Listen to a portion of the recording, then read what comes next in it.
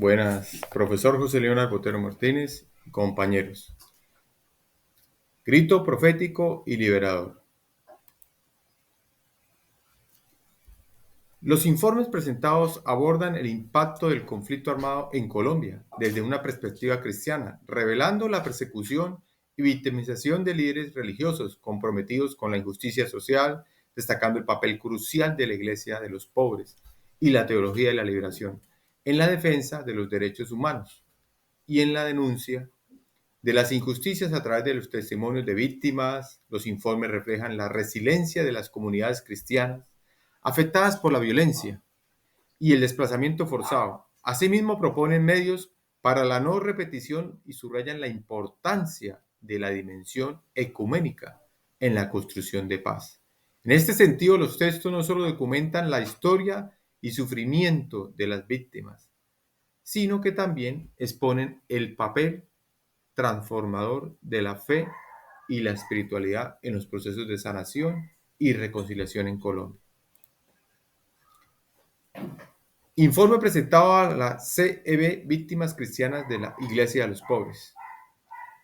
La Iglesia de los Pobres ha sido un refugio para aquellos que han sufrido la violencia y la injusticia, levantando su voz profética en defensa de la vida, la dignidad y los derechos humanos, incluso a costa del sacrificio de los propios líderes y fieles.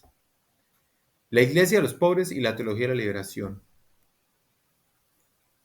La Iglesia siempre ha jugado un papel importante en los pobres y los oprimidos, ¿sí?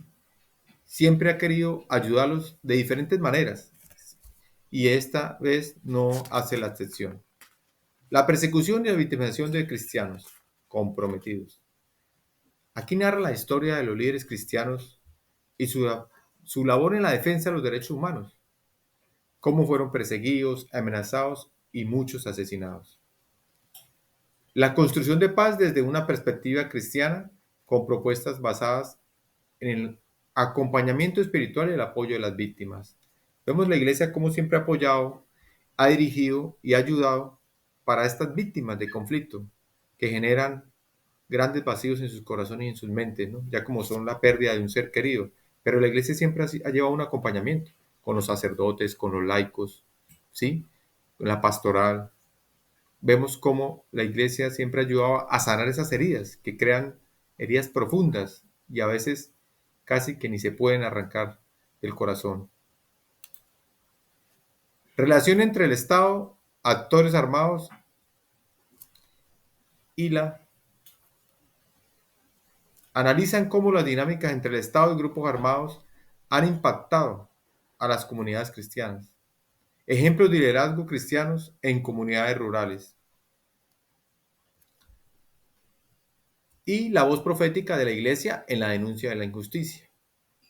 Esta resalta la labor de la iglesia en la denuncia pública de las violaciones, como lo vemos en los libros. Como nos habla la hermana María Yolanda, María Yolanda Reyes Escobar, politóloga y evangélica. Y también como nos habla el señor Daniel Rivero Balaguer. Todo empezó más o menos a finales de los años 60 y se desarrolló en los 70, 80 y 90. Colaboración internacional para la paz y la reconciliación en Colombia. Como vemos como entidades internacionales a las iniciativas de la paz lideradas por la Iglesia y otras organizaciones religiosas. Vemos a las Naciones Unidas, la ONU, ¿sí? Vemos también la Corte Internacional de Derechos Humanos y la Mesa Ecuménica para la Paz.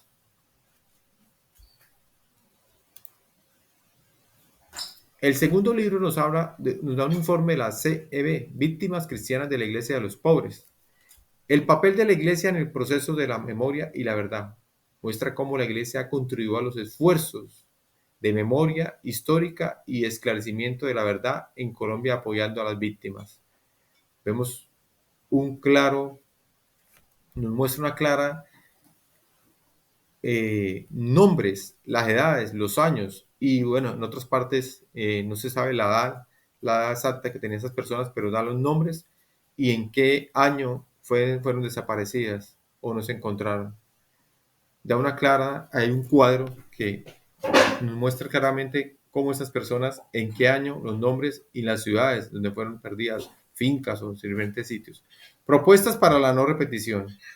Sí, nos presenta recomendaciones orientadas a garantizar que las violaciones de derechos humanos no se repitan, especialmente en el contexto de las comunidades religiosas. Testimonio de las víctimas. Hay un breve video de los líderes comunitarios, los miembros de las comunidades eclesiales de base, las familiares víctimas y los sacerdotes, pastores y sacerdotes que también cayeron en estas víctimas. Procesos de justicia y paz. Compromisos de las mujeres cristianas en la lucha por la paz. Vemos cómo las mujeres también juegan un papel importante en esto. Análisis de casos de persecución religiosa en distintas regiones.